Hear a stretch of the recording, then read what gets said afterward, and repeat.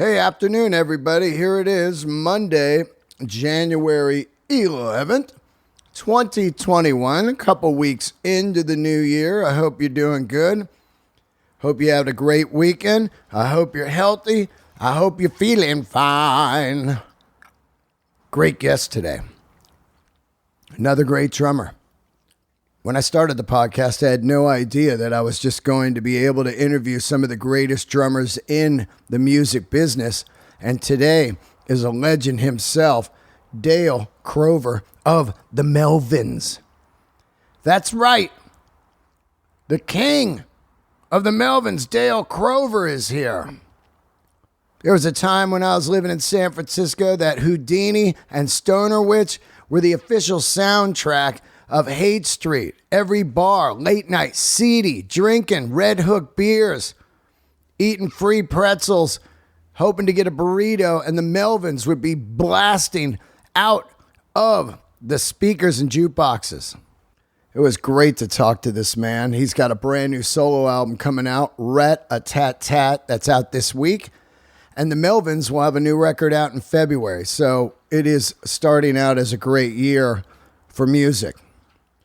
It was an honor to talk to him. He is a Kiss maniac like myself, growing up on all the good stuff. And thank you, Dale, for doing the show. Before I do get into it, I want to tell you this episode is brought to you by my incredible sponsor, CBD Lion. Now, look, I don't know where you get your CBD. You probably pick it up at the truck stop or the 7-Eleven or AM/PM. That stuff is bullshit. You need to get the clean, real deal, third-party tested CBD, and CBD Lion is the place to go. CBDlion.com. I've been using it for over a year now. I'm getting into the bath bombs. I'm that age now where I just soak in the tub with a little CBD bath bomb. And it's a game changer. CBD edibles and gummies, super easy, tasty. CBD combo packs. You can get the edibles, the tinctures, the roll-on cream, and the bath bomb. Or get some sports tape. These guys are the leaders in CBD. And it is all clean and third-party tested. Use the code DEAN for 20% off. And you can use it over and over and over. They even have pet tinctures, which I highly recommend if you got a lunatic pet or you got an achy, creaky old pet. Hook them up with some CBD Lion. Don't be cheap. Use the code and hook your pet up. Let them feel the joys of the CBD Lion, my friends. CBDlion.com, the ultimate CBD. Use the code DEAN, DEAN, for 20% off. All right, let's dig in real quick. I want to say thank you to everybody for tuning in all these years. And most of you know I am a comedian. And I've done probably 80% of my stage time at the Comedy Store. And we lost a legend this morning. The legendary Mr. Jeff Scott, the keyboard player of the Comedy Store, the heart and soul of the original room. It has been rough. I've tried to do this intro 3 times. And I just, God damn it, man. I had Jeff on the show years and years ago, and I'm going to repost the episode up later today and just celebrate this man's amazing story. I usually went on first at the store a lot, and he would do the announcements. Ladies and gentlemen, no tape in the shows. The bathrooms are back there. Tip your waitresses and don't be heckling or talking. And he'd be boogie-woogieing on the piano, just smiling. Hey, Dean. And he'd be ready. Let's do it, And he'd bring you up and then I'd riff with him a little bit. How you doing, Jeff? I'm doing great, Dean. Always smiling. This is a brutal loss. to the comedy community at the Comedy Store. We all loved Jeff Scott. We all loved him. And this man sat behind the keyboards and saw some of the most legendary comedy for over 25 years. This guy was there all the time when Dave Chappelle would pop in, or, Chris Rock and Steve Martin or whatever. He would hand you that note. Hey, Dean, we've got a pop-in. And you knew it was going to be something cool. He would be smiling, and he'd hand it to you, and you'd open, and you look at Jeff like, really? And he'd go, oh, yeah. And then you would be like, all right, let's welcome up Chris Rock. And he saw all those sets. And he never judged you or anything. If you bombed, he wasn't like, ooh, God, you were stinking in there. And if you were killing, he was like, fun one tonight. It was just a solid human, and really just like I said, just a heart of that Comedy Store. He really just kept it pumping all night with that old school piano playing that Mitzi wanted, No other clubs I ever did had a piano player.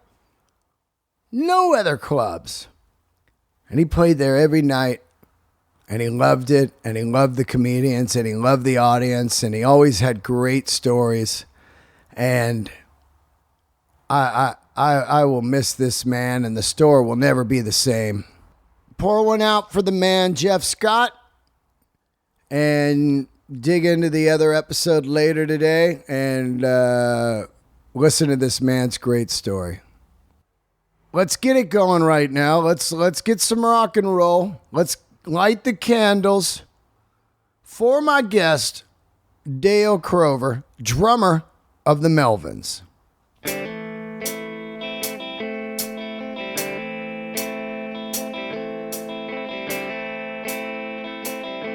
How are you, bud? I'm doing all right. Where are you? I'm at home. I'm at home in Los Angeles. Oh, you live in LA? So do I. We could have done this in person. I guess. Yeah. Across the apartment. Right. Yeah. How long you been in LA? I've been here since '99. Wow. I mean, I grew up in the Bay Area, San Francisco. Lived in San Francisco for years, and to me, it was just like. It just seemed like there was this period for years that it was like the Melvins and Tool, that whole thing. It was like a Hate Street soundtrack. Yeah, well, we lived in San Francisco for 11 years. Oh, I lived there for 11 years anyway. Yeah. From 88 to 99, and then moved down here after that. Man, it changed so hard, right? From like the 80s to like once that first .com thing happens. Yeah. Yeah.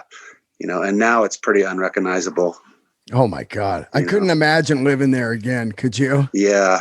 Yeah. I mean, I liked it when I lived there, but then after I left and came down here in the late 90s, it was like a lot cheaper and a lot more open space. You didn't have to worry about getting up in the morning to go move your car because it was street cleaning.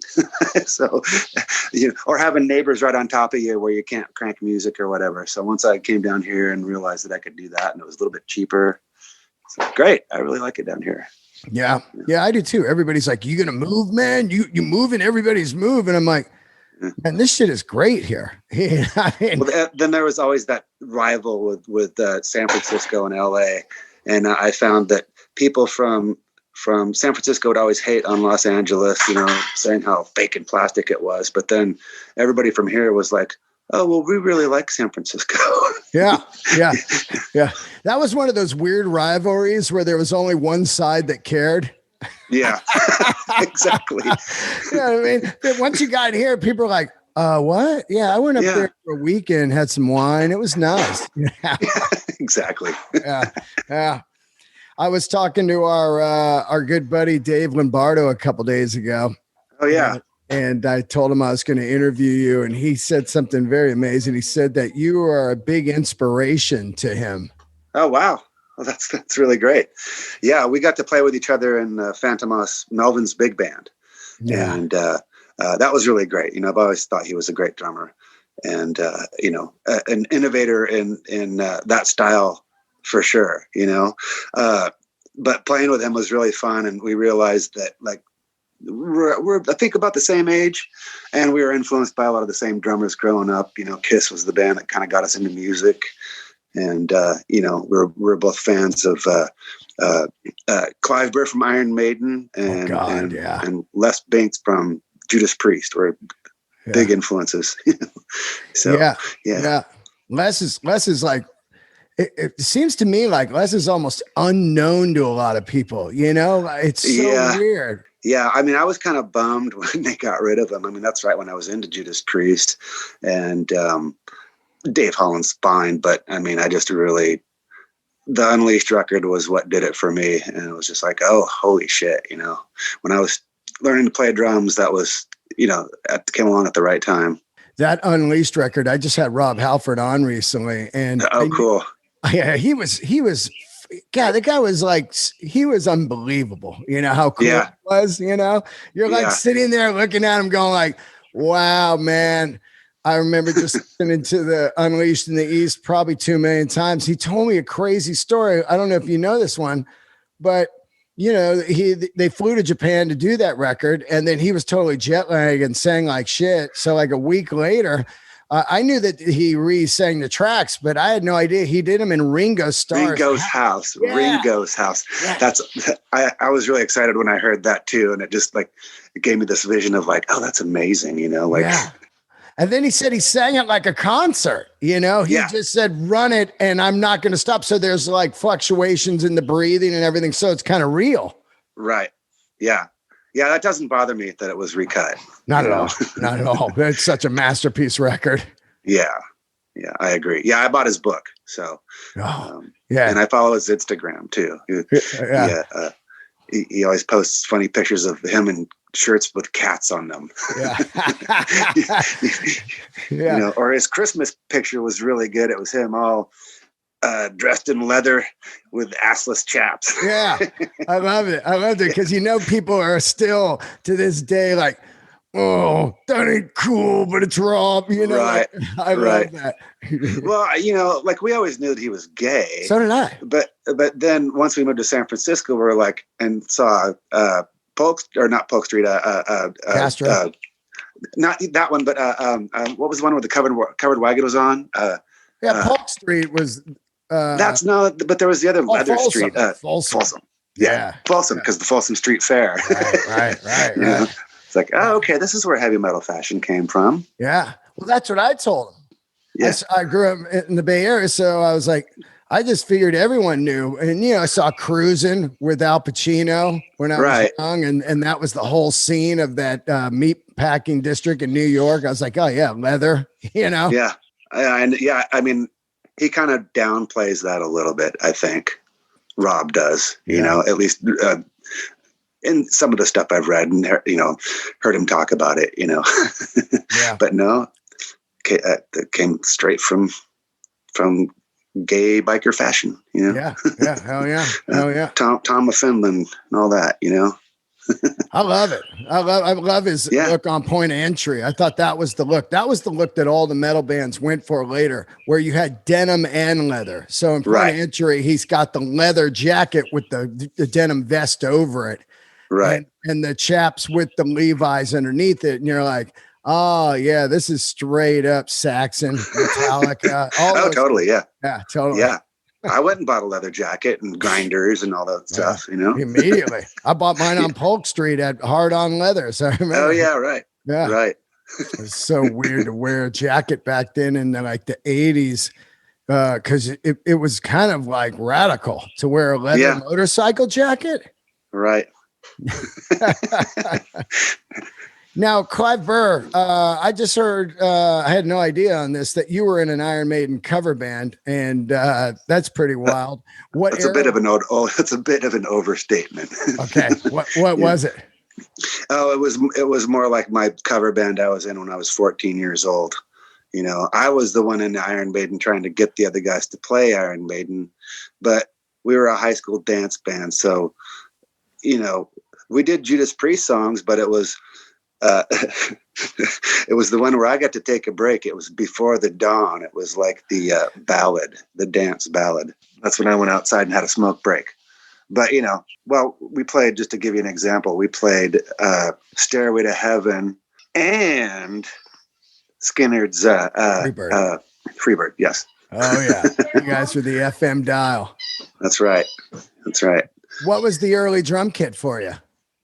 Well, it was Held Up by Gravity. It was an old Pearl, probably early 60s jazz kit that I bought from somebody that was selling it for like $100, and it had a bass drum and 2 toms. And then I had to find a snare drum, and I had to build it piece by piece. I had a paper route. So that's the way I got money for cymbals and things like that. Plus my parents giving me a little bit here and there, but I bought my first drum set with my paper route. I call paper route the original American sweatshop. And no one talks about it, but you work all month and you got like $9. Oh yeah. Well, and just you had to go and collect from people. That was creepy, right? Oh yeah, I'm thinking about it now, and luckily my mom was good about like, okay, you got to go get money from these people. You got to let's go. I'll take you right now. Yeah. And it would be more than just one night or day of going and trying to get money out of people. I'd go up and see people run away from the door when I knocked on the door. Oh. Or like I remember people yelling at me like, I told you to come back Tuesday. Yeah. And then one time I there's regular customers and they're always really nice. And I went over to get my money and then invited me inside. And then all of a sudden the husband or whatever was like, why'd you just kick my dog? I'm like, what are you talking about? Whoa. You just kicked my dog. And I'm like, no, I didn't. And I'm like freaking out. And I didn't realize that he was on something or maybe really drunk, know? Whoa. But his wife was apologizing and stuff. I'm just like, thinking about that now. It's like, who'd kick a dog? I wouldn't kick a dog. Oh, there's yours. I got a dog too. Yeah. Oh, it's Frankie. That's Frankie. Frankie likes to make out. That's all he really wants to do. And treats. He likes treats, right? Treats. Yeah. You like treats and making out. And sleeping. Oh yeah. These fuckers sleep. I remember my paper route. It was the first time I ever saw a guy with a tracheotomy. Oh wow. So I fucking knock on the door and the guy opens the door and he looks at me and he puts his finger up, like, hold on a minute. I'm like, this is weird. I thought he was going to get his checkbook. He came back, he goes, how can I help you? And I fucking ran. Wow. That guy got the paper for free. Wow. Scary shit, man. Yeah. So your first drum kit, did you want to play drums when you first started or did you play guitar or anything? I mean, I did play guitar first. I got a little acoustic guitar when I was 8 and took lessons at the local library, learning how to play Kumbaya and all that kind of stuff. I was always interested in music. I had older brothers that were into Beatles and all that kind of stuff. So it was always around. And there was a neighbor that had a drum set that I borrowed and kind of messed around with. And then one of the older kids in my neighborhood was this guy, Craig Wells, who ended up being in the band Metal Church. Oh, Metal Church. Yeah. Yes. But before that, when he was a teenager, a young teenager, he kind of looked like Jimmy Page and had a Les Paul and a Marshall Hashtag. And he certainly turned me on to Zeppelin. And he's the guy that turned me on to, Judas Priest and Iron Maiden and Bowie, all kinds of stuff. And I think he's the one that said, hey, you should get a drum set, then we can jam. Yeah. Oh, that's awesome. Okay. That's a good idea. So I did. Were you going to concerts back then? Did you see Kiss? I saw Kiss on the Dynasty tour. Yeah. That's when I saw them too. 1979 at Seattle Coliseum, November. I can't remember the date, but it was right before Thanksgiving. Who was the opener? You remember? Do you know who it was when you saw him? I don't. I want to think it was a band called Shooting Star, but I could be wrong. Oh yeah, Shooting Star. Is that shit? I can't remember. It was either them or I can't really remember either. I was probably too excited to see Kiss to even care. God, yeah, right. I mean, it's funny. I had Paul Stanley on, and I didn't realize till I read his book that, you know, when we're kids, the Dynasty tour seemed humongous, but it was a failure for them. They were canceling all kinds of dates. I had no idea. Oh, wow. Yeah. Shit was just dropping off. Not enough ticket sales, but fuck, I saw them at the Cow Palace and it was unreal. Totally sold out, you know? Right. Yeah. I mean, the concert I saw, I'm pretty sure it was sold out because we had nosebleed tickets. Yeah. Yeah. I know that they canceled their Portland show because they couldn't use their pyrotechnics. Oh, wow. Wow. Well, yeah, that's the main thing of Kiss. Right. You saw their New Year's thing, right? Where they're their big, huge pyro show. Yeah. I saw them right before the lockdown too at at the Staples Center, I believe. Yeah. Staples Center. They were fantastic, actually. Oh, I wanted to go. And take my daughter, and I kind of flaked. But hopefully they'll come back around now. You know, I don't think they're done touring. No, I don't either. It's great that that you're into Kiss. I always have people on and I ask them. Cedric Bixler coined it. He's like, Kiss is the gateway drug to music. Yeah, you know, totally. And he's totally right. It's either Kiss or Zeppelin when I have people on here, unless I get someone really old on, and then it's Beatles. You know, right. Well, it was Beatles. It was Monkees and Beatles for me, but Kiss is what really cemented it, you know? Yeah. And we got to play with them on their first reunion tour. Oh, on the 96? Yeah. Wow. Yeah, we played about 6 shows with them, and that was really fun. Holy shit. It was really great experience. How did that happen? Because of Gene and you guys doing the... Yeah, sort of. You know, Stone Temple Pilots were supposed to do that whole thing, and then Scott Weiland got arrested, and then you know, we're like, oh, we never thought we'd get asked. You know, we're like, no, that's a long shot. But we did have a little bit of a relationship with Gene. You know, we did Going Blind, and played it with him live. I know, I heard that. And killer. Yeah, that was fun. But that was great. I mean, the audience was nice enough to not care. You know, we were the shooting star of the concert. But it was a fun experience. You know, those guys were really nice, and it was fun seeing the whole behind the scenes deal with those guys. You know. Oh yeah. But Gene was always really nice. You know, Gene would come into our dressing room. I remember he came in one day and he was about to go on stage, so he's fully dressed. And, you know, we're looking at his costume, and you could tell that they were one of the old costumes because all the bits were rusted on it. Yeah. You know, like those are the real costumes from Alive, aren't they? Or Alive too. Yeah. But yeah, he was always really, really nice. And, you know, even recently we saw Gene about, I guess it's been a little longer than I think now. It was the Chris Cornell tribute concert that we played a couple years ago.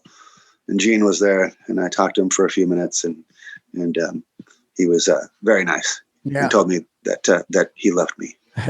He's such a cool guy, man. Like, we went backstage after the show, and it was like a full hour. He was still in the makeup and the outfit, just hanging with us. And Nick, his son, was like, hey, you remember Dean? We went and saw him. He's a comedian at the Comedy Store. He got me in this headlock, and he goes, and he wasn't funny at all.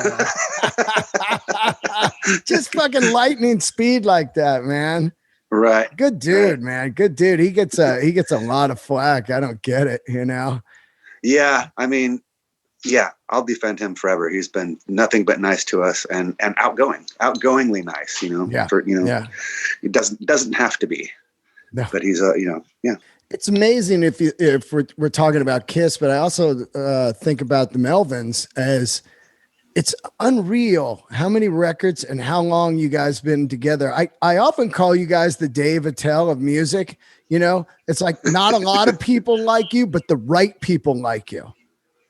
You know what I'm saying? So you know it's going to be this great scene when you go see the band. If you talk to people at parties that are into the Melvins, you know they're into great music. It's like a barometer, you know, of cool underground. Yeah, I'll take it. Yeah, it is though. It's true, you know. Well, yeah, it's very nice of you to say. I mean, what have we got? 38 years. Yeah. Yeah, getting on there. The band started in 83 and I joined in 84. So yeah, doesn't seem like it, but it's been a long time. All right. Yeah. Enough of you. All he wants to do, he'll just bug me all day long. Come on, go. Yeah, yeah. Go lay down. Be a good boy. So I was just listening to your new solo album. I dug it a lot, man. It's got cool. Thanks, got some man. different flavors. I do like the 60s kind of vibe. I'm a sucker for that. And then some of that weird droney drum stuff in there. Yeah. We kind of did that stuff first. So, and that was, well, along with my first solo record, how it kind of started was the label I'm on, Joyful Noise, is really into doing kind of experimental, crazy, limited edition, lathe cut vinyl. Badass. And so they've had a couple of interesting designs. Well, for this record, they had this, hard to describe. I should just show you what it looks like. Yeah. I'll go grab it really quick. Cool. So it's always hard to describe to people what these are, right? But so the first one that came out before Fickle Finger of Fate was this thing. Oh, whoa. And I don't know if you can tell, but it's got like 6 spindle holes and all these crazy grooves. Holy smokes. So, yeah. It looks like a Devo helmet if you pushed it down. Yeah. That thing's amazing. And so it's 6 songs and you just play them in different grooves? There's actually, I believe, 12 songs on this. Wow. It's double-sided. It's but yeah, that's a weird one. And so it was limited edition and sold out right away, and people were a little bummed that they couldn't get it. So so we did a full-length record. And so with this new record, we started kind of the same way, and they made this thing. Oh wow, it's like Does that work? Wow, look at that. It looks like a John Paul. I mean, yeah, a little bit of Bonhamy thing. Yeah, right. So the more experimental stuff was on there. They were just drum tracks, and then I expanded on them. Like there's one song on there where I'm playing along with a kind of like a cheesy Wurlitzer, Oregon drum beat, and I'm riffing on the top of it. And then for the record, I added sitar. Man, some of the shit sounds like backwards Satan music. I love it. It's just like, I was like, this stuff's badass. Yeah, we like messing about in the studio. Yeah. And then you got I Can't Help You, which is straight up badass, just 60s, could have been on Once Upon a Time in Hollywood soundtrack. Oh, right on. Yeah, I was kind of going for a Neil Young vibe a little bit on that. I love Neil. Neil Young. Yeah, Neil meets Zeppelin was that song, sort of. You were in the Harvest Moon video? What part? Were you the sweeper? No, I was young Neil Young. Oh, you were young Neil Young. Oh, badass. I got to look at it again. How'd you get that gig? Kind of right place at the right time. I was an extra in the Doors movie. So was I. The Oliver Stone Door. Oh, were you? Were you at the Olympic Auditorium? I was out. They drove us all the way out to the middle of nowhere in some field where there's like a concert scene where there's big bonfires in the center. Oh yeah, I know that. Yeah. Right. And then he's seeing the visions of the Indians. Yeah, he's seeing the Native Americans dancing around or whatever. I did that. I did the Olympic Auditorium one. Oh, down here. Okay, so wait. Yeah. Okay. Yeah, this was up in San Francisco. It was crazy, right? When you see him, right? Like I was there and I remember I was getting makeup on and they said, look, you got to call him Jim when he gets here. And we were like laughing, like how dumb. And then he came in and we were like, what the fuck? I was in the floor. Wow. With the, where he shows his dick supposedly. Oh, right. Okay. I mean, what about that guy, right? I mean, Val, he was killing it. Yeah. Well, it's because of that. There was a casting agency in San Francisco. They just had a hotline that you'd call up. And my girlfriend at the time called up and they're like, and heard that they needed extras for a Neil Young video. Yeah. It's like, oh, wow, that sounds interesting. But the overnight shoot was such a drag that was almost didn't go. Yeah. And we were also moving that day and the day of the casting call. But we ended up going, and then when I got there, the producers were kind of looking at me funny, like, we're looking for a young Neil Young. I'm like, no. So they did like a screen test, and I got the part, And, if you look at the video closely, I'm also old Neil Young too, because the whole thing is like a video dedicated to his wife and where they met and how they met and all that kind of thing. And so they're going to the place that they met to hang out and whatever. And you see Neil playing on stage, and then also he's dancing with his wife. Right. So if you look closely, you can see that when the focus is on him, but in the background, I'm on stage playing with the band. And when he's on stage and the focus is on him, I'm dancing with his wife. Wow. That's, I watched it today again, cause it's one of my favorite Neil Young songs, because it was like later on comeback, record. Yeah. And it was a beautiful song. And Jim Keltner, was that really him there in the video? Yeah. God, yeah. What a God he is, huh? Yeah. Yeah. I think that, he was worried about being under contract for something like that record label. So they kind of were trying to disguise him. Yeah, they did. But time. Yeah, that's him. Or no. I'm sorry. It's not Keltner. It's one of the other Bob Dylan drummers. Oh, I thought it was Keltner. I don't think it's Keltner, because he had the glasses on. It looked like him. Now I can't remember. Now I gotta find out, because I know Jim. Yeah, I'll look right now. Hold on, let's look. Just for comedy. I'm just curious. Let's see here. Yeah. Harvest Moon drums. Kenny But.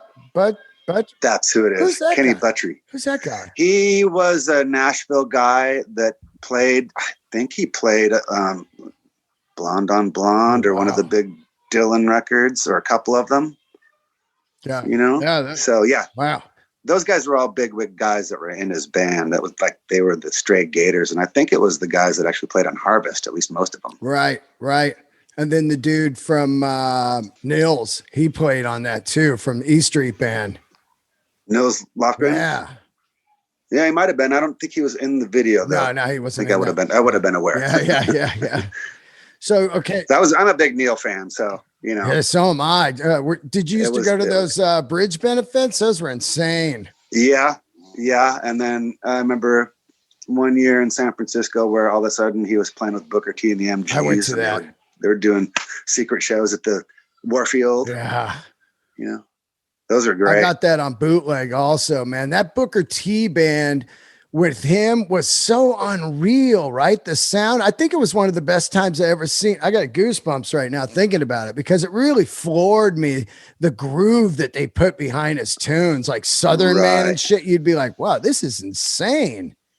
Right. And that was Jim Keltner playing drums. Right. Yeah. That was him Duck for sure. Don. Yeah. Yeah. Got it. Yeah. And Booker T. I also saw a really good Crazy Horse show. That was there was one summer where he was playing in Half Moon Bay, doing like some at that biker bar. 100. Yeah. But I saw him at the Catalyst. Oh, gotcha. Like one of the secret shows. And it was great. It was like 3 sets, hours and hours long. God.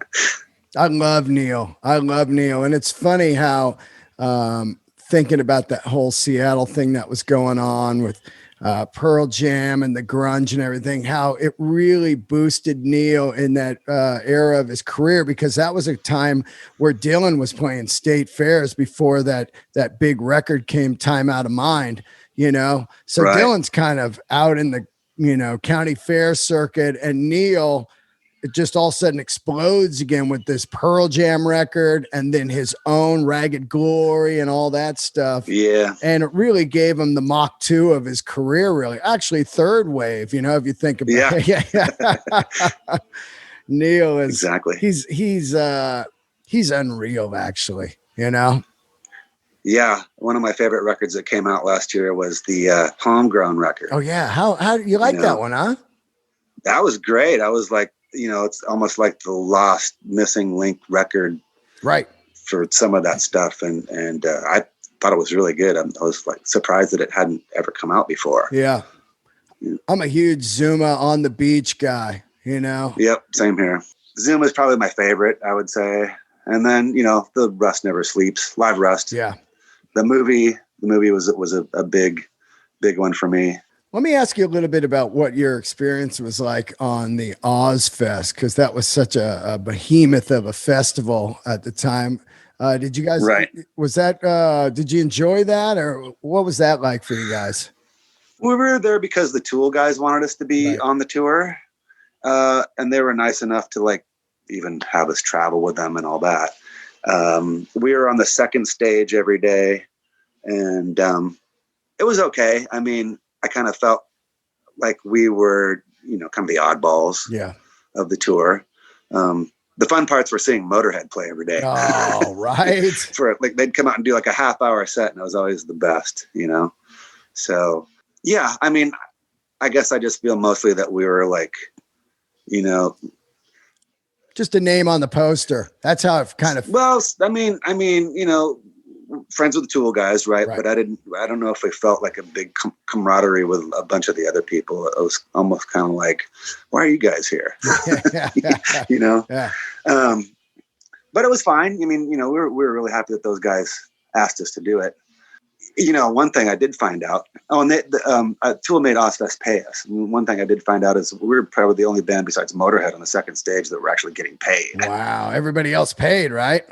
Oh, well, it was before they had to pay, but I remember talking to one of the bands. I can't remember who it was, but I remember the singer was telling me like, oh yeah, we had to like call home to our parents and get money wired to us. I'm like, really?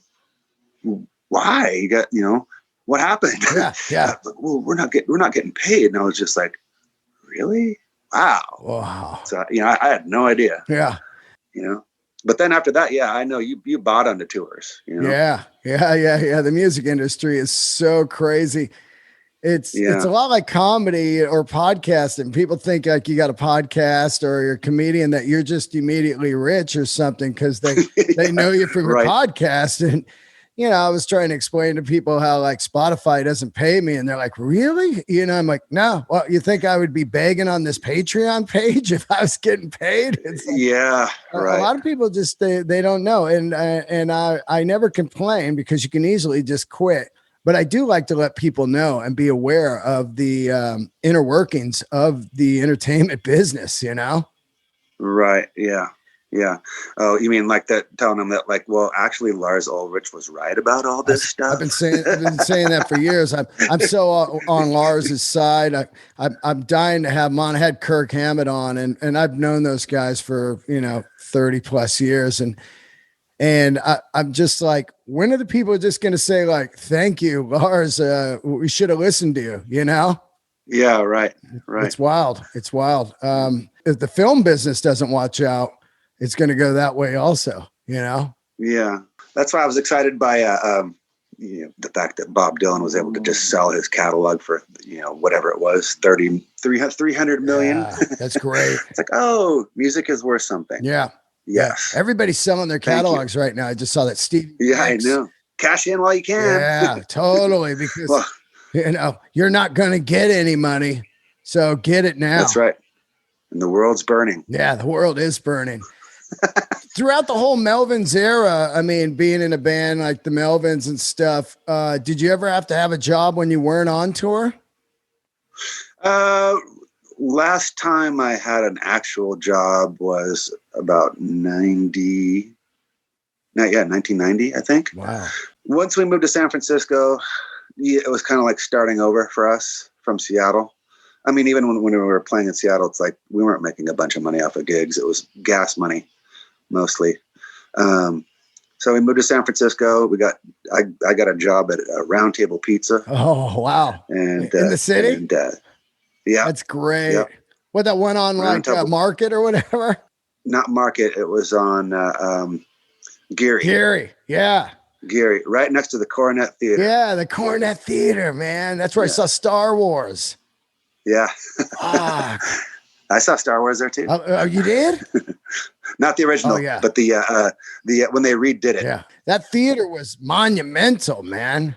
But there was remember there was a Warehouse Records there next to the next to the Mel's and shit.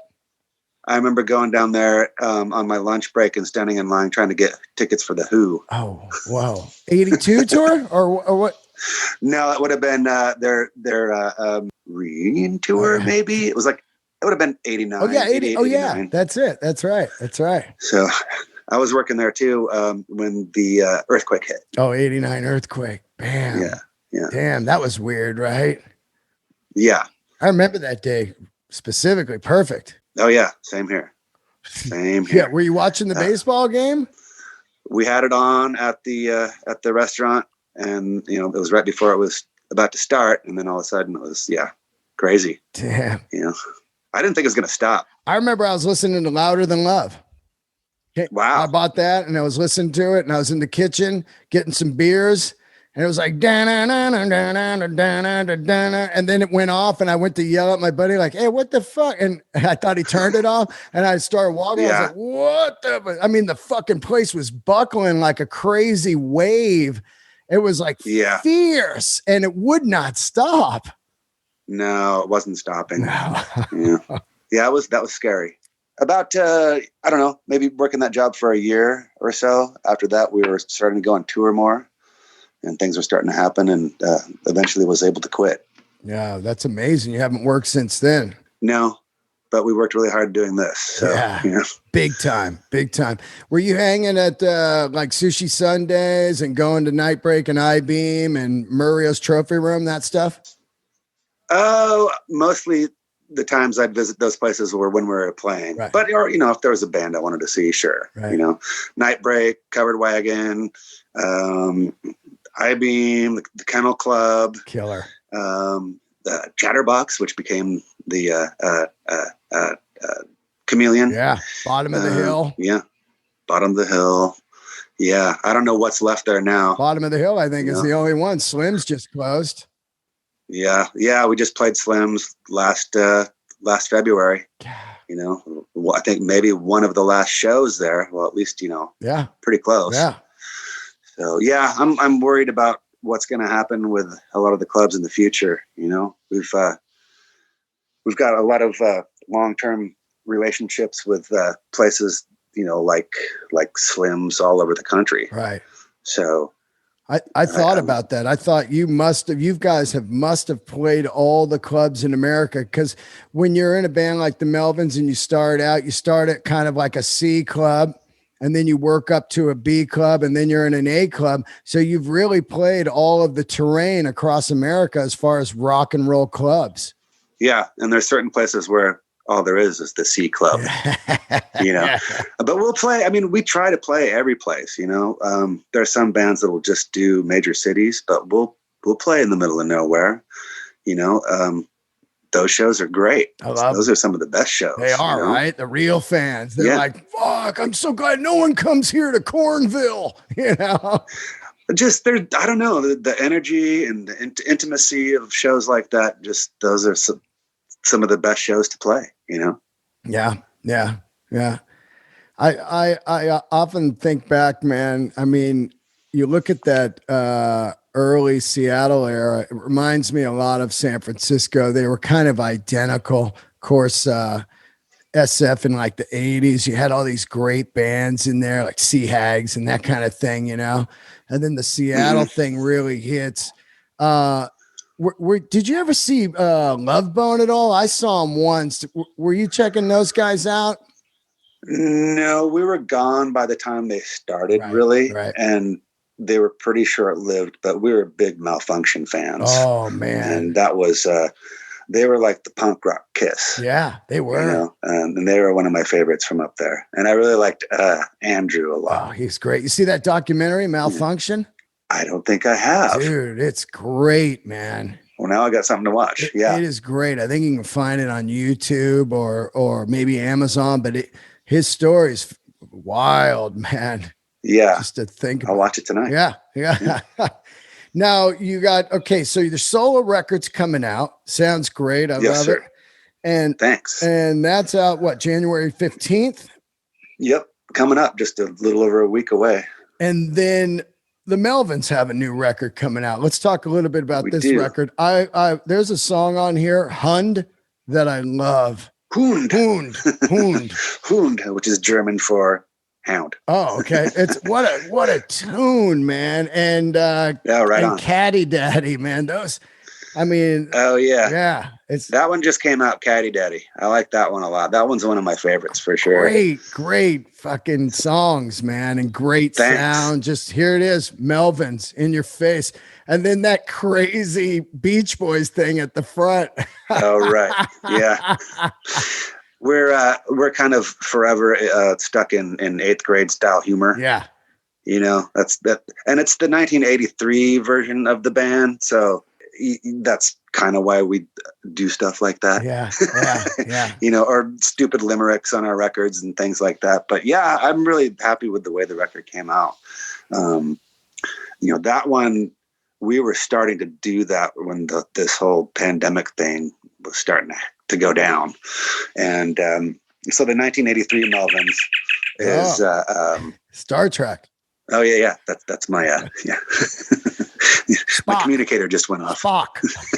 What the fuck are you doing, Spock? Get us out of here. Beam us up, damn it. Yeah, that'd be great if they swore, you fucking asshole. Like I always said, like, my problem with Star Wars is there's no swearing or fucking. You know what I mean? Not even when they're killing. They're like, darn it. Like the Mandalorian is fantastic. It's like the closest to some violence. Yeah, I got to get into that. I've watched a little bit of it, but I'm saving it for whatever. It's great. I don't know. Anyway. Anyway, I was saying, you know, the 1983 Melvins is me on bass, and then the original drummer plays drums, Mike Dillard. And we had him down here recording right when this whole pandemic thing was happening. And a little scary because it seemed like everything was going to get locked down. So we had him hurry and get his drum tracks home and done, and then sent him home. Now, what's he been doing over the years? I know there was times where you guys did the dual drummer gigs and stuff, but what has he been doing for the last 30 years?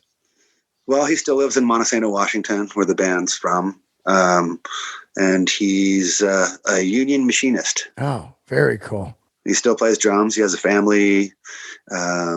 But he's still kind of one of us. Yeah. You know, it's like one of those guys where you haven't seen him for a couple years, and then you get together and nothing's, you know, everything's, you know, nothing, you know, doesn't feel like any time's passed at all. I love that, man. He gets the call, hey, we're going to do a record. You're going to play on it. I mean, how great is that? He's like, oh, cool. I didn't have to be out on the road for 30 years and I get to play on a record. I'm still in it. Right. That's cool. Right. Well, yeah. And we when we can, we've tried to play live shows with him and things like that, but you know, he doesn't have much vacation time. Yeah. Yeah. What's it like? What are the differences of, playing with two drummers? You know, I love Allman Brothers. I love the Dead now. I never liked the Dead, but I love it now. But what is that like playing? Cause I was watching the Dead and I realized one guy's kind of playing percussion more and the other guy's playing the beat. Are you guys both playing the exact same thing and locking in, or how do you do it? Both, you know, yeah, we do a lot of synchronized stuff. And then, kind of in the beginning, we did more synchronized stuff, and then we started to venture off more into like different parts, you know. But we thought about all that stuff a lot and worked on the double drum thing quite, you know, to make the whole thing work. But it's fun, you know. I mean, it's like playing with another, you know, not much different than playing with another guitar player, right? Really, right. You know, and you know, even in I have a live band for my solo stuff, and you know, I'm playing guitar and singing mostly, but I have a drum kit in front of me, like a little stand-up drum kit called a cocktail kit. Oh yeah, Jellyfish and style. Did they have one of those? Yeah, that's what he played, cool. You know? Oh, wow, that's great. Yeah, it's like you could be a stand-up singer and a drummer at the same time. Yeah, that's what he did. It was wild. Oh, I know a little bit about those guys, but not too much. Smoking. If you're into, you know, Bee Gees, Beach Boys, you know, 60s pop, some of the best. Yeah. Well, I remember when they were out looking at those guys, I thought that they had a little bit of a Red Cross influence. Totally. You know, and totally. Certainly they do. And now that I am in Red Cross as the drummer, I do know that, yes, there is a connection between the two bands for sure. Yeah. Absolutely. So, I did see that you're playing with Red Cross now. Yeah, I've been playing with those guys for about 4 years now. That's pretty badass, right? I mean, that's some legends too. Melvins, Red Cross, you name these bands and you're like, fuck, it's so cool that they're still around. So how'd that come about? We've known Steven for a long time. Steve McDonald, bass player from Red Cross, who's now in the Melvins. And I mean, we really started to hang out, I guess. I was doing, I filled in for the drummer from Off, band that Steven plays bass in with Keith Morris from Circle Jerks. Wow. And he and I just kind of were hanging out on tour the whole time and just kind of became close friends. And one thing led to another. We were actually going to start something with this guy, Ty Siegel. Oh, I know Ty, big time. Yeah. He's got like 92 records out. Yeah. He's great, man. Yeah, I love his stuff a lot. And, you know, at the time I was digging one of his records and Steven was saying that he knew him. I'm like, what do you think about seeing if we could start something different between the bands we're in and see if he'd want to play with us? And we did, and we started playing a little bit. And then I guess interest just kind of fell off a little bit. And one day Buzz and I were Steven and I were actually supposed to play with Ty. And Ty couldn't make it that day. And then Buzz called up and asked if I wanted to come over and play. And I'm like, well, we were supposed to do this. What if I bring Steven along with me? Yeah. And I think we ended up writing some songs that day, you know? And, so anyway, it's all incestuous. And eventually Red Cross was needing a drummer. And I've always offered, you know, like, hey, you guys ever need anybody? So it happened. That's damn cool. Yeah. Damn cool. Yeah. How about Mike Patton? Is there anybody cooler than that guy or what? I mean, no. Talk about the king of art, man. That guy. Yeah. Yeah. There again, we've got somebody that we've had a long working relationship with, you know. We started doing records with his label at about 99, you know. It was actually, you know, Phantomos, when they started, they were looking for a label and couldn't find anybody to put out their stuff. So they ended up starting their own thing. And we were looking for a label at the time. So we're like, if you guys start something, we're in. Wow. Perfect fit. Yeah. Especially coming off the Atlantic record deals, you know.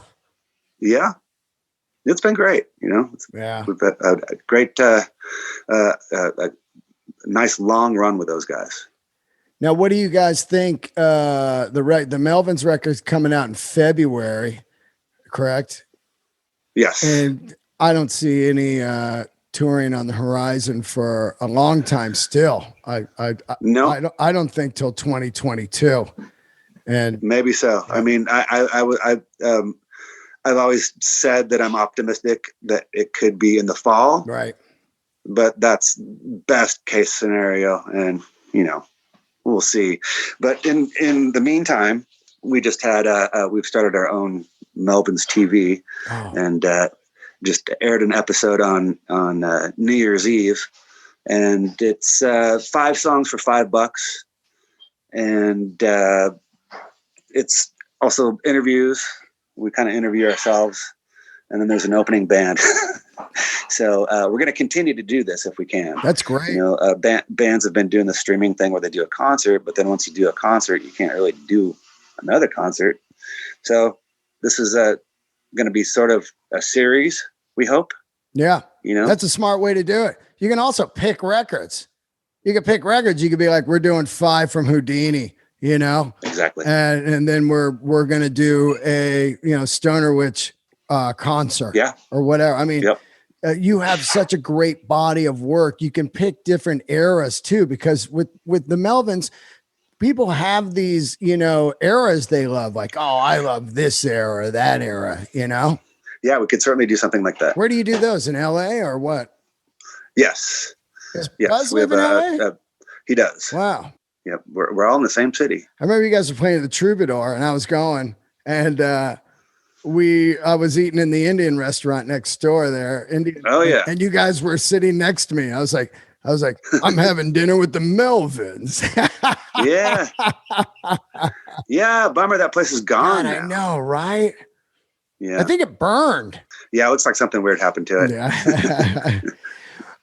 Okay, I want to ask a couple more questions and I'll get you out here, but I can't thank you enough for doing the show. Yeah, thanks for having me on. Yeah, pretty fired up. Frank Kozik, he did the Houdini cover, one of the great artists. There was a time where San Francisco was Frank Kozik, you know, everything. Yeah. Who did the artwork for Stoner Witch? Is that like Mark Ryden or somebody? No, that's Buzz's wife, Mackie. Wow, really cool vibe. She's kind of, thanks. She's been doing her stuff kind of since then. No shit. She's a graphic designer, and, you know, it's easy enough to schedule time with her. Buzz just has to walk into the other room, you know. But, you know, I mean, I mean, the last, I don't know how many years, I mean, really concentrated on the artwork. Yeah. And especially since, you know, nobody sells records anymore, like we were talking about earlier. Yeah. We've done a lot of special packaging things that have been really deluxe things, limited edition things that are, you know, like pieces of art, you know, kind of like the Joyful Noise stuff I was showing you. Melvins have done a lot of things like that. And it's really like hands-on, do-it-yourself artwork. It's beautiful. And Mackie has a big hand in that. It's great. Was the Houdini record done at Prairie Sun? We mixed it there. Yeah, because I saw Joe Marquez was a second engineer on there, and I know him. So I was like, oh, yeah, wow. Okay, yeah. That's such an infamous studio where I grew up in the music. I would do all my demos there. Mooka, hey, Baba, you know, and he would give us the demo deals. We'd go in at like 2 a.m, but Exodus Bonded by Blood being recorded in there. A lot of Tom Waits, Bone Machine. Yes. A lot of good shit in that place, man. When we were there, Leslie West was recording, and also Pat Travers was there too. Well, it had to be Mike Varney was that was his house studio. So. Oh, right. I don't know. I mean, it probably wasn't a place to mix. It probably would have been better to track there. Yeah. And I can't remember why we picked it other than it was like kind of close to where we lived, I guess. Right. But it was a cool place. You also worked at Studio D, which was another infamous studio in the Bay Area in Sausalito. That place is insane. Yeah, that was where we recorded it for our first record. Yeah. Unreal. What was it like working with Garth, man? That guy's a legend, you know? Yeah, he was good. I mean, we really liked it because just his approach was, he brought in a PA system and mic'd all the drums and guitars and gave me monitors in the back. And I didn't have to wear headphones at all. And he's like, I don't care about bleed. That's not going to make a difference here. Just his approach was great. And kind of almost like a real producer. I mean, he doesn't play an instrument, but he's got really good instincts about song structure and the way things sound. And also, you know, we were kind of up for anything, you know, we'd already made a few records by then and we were down to do anything different, you know, and we're open to any kind of ideas. So that was a really great working relationship. That's fair. Right there, you know. Who did the new one? I didn't ask you. Well, for quite a number of years now, we've been working with Toshi Kasai, and he did my record. He's done probably the last bunch of Melvins records since we moved to Los Angeles. Yeah, you know, for the majority. So, and he's a really good engineer. When I listen to early Melvins, I definitely hear, you know, that Soundgarden Flop EP. You know, there's kind of this different sound of Seattle compared to what got famous. And it's kind of that flavor where I don't even know what you would call it, but that kind of Melvins Flop stuff, you know, it really has this different thing. Yeah. I know that those guys liked us for sure.